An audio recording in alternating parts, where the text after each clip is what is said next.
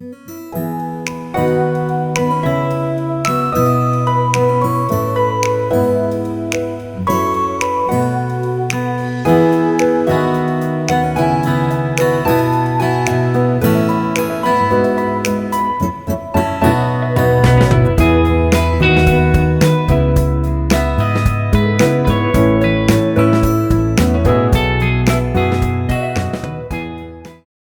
Sarah, today we get to dig into Multicultural London English MLE.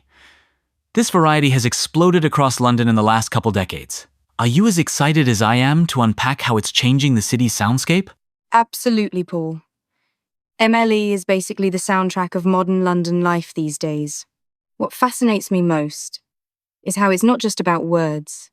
It's a vibe, a whole identity that connects different communities. Where do you think its roots really lie? That's a great question. MLE is this wild mix, right? You've got Jamaican patois, South Asian English, West African influences, all mingling with a classic London accent. It's like London streets are talking through one voice, but with 100 flavors. It's almost like a musical mashup. I remember hearing how MLE started really taking shape in the 1980s and 90s, especially in areas with lots of migration.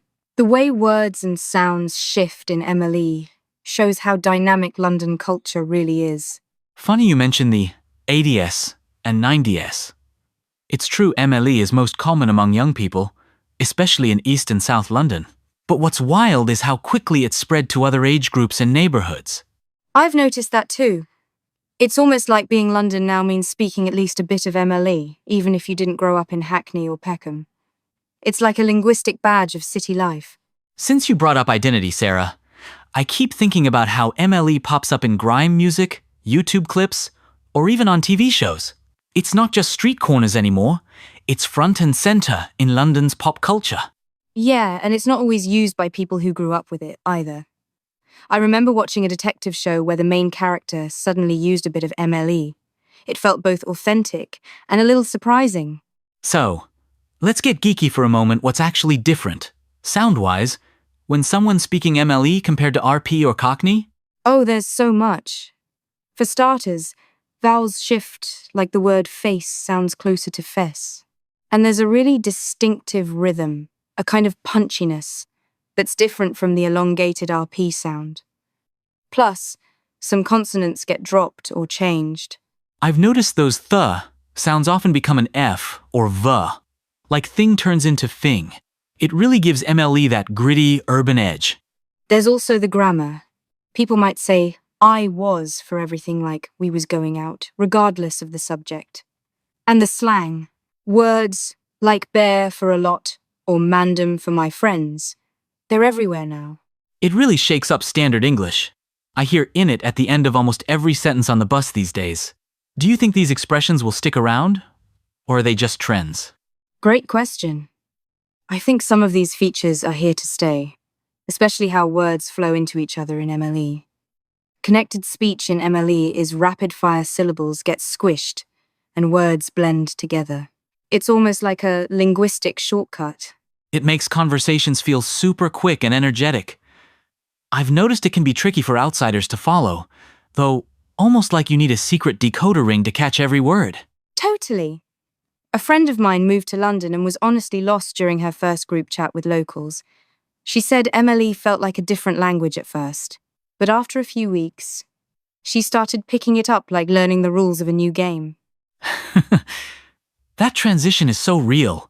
It can feel exclusive until you get the hang of it, but once you do, it kind of pulls you into the city's rhythm. Speaking of city rhythms, how do you think MLE compares to traditional Cockney? I hear people mix the two up all the time, but they're different beasts. What surprises me most is that they share some features, like dropping H at the start of words.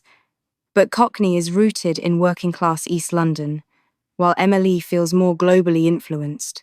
The slang and intonation really set them apart. So, do you think MLE is on its way to overtaking Cockney as London's most recognized accent? Or is there still a place for the classic Cockney sound? I'd say MLE is definitely becoming the urban standard among young Londoners. The cool thing is, though, Cockney still has a nostalgic pull. It's like the soul of old school London, while MLE is the voice of right now.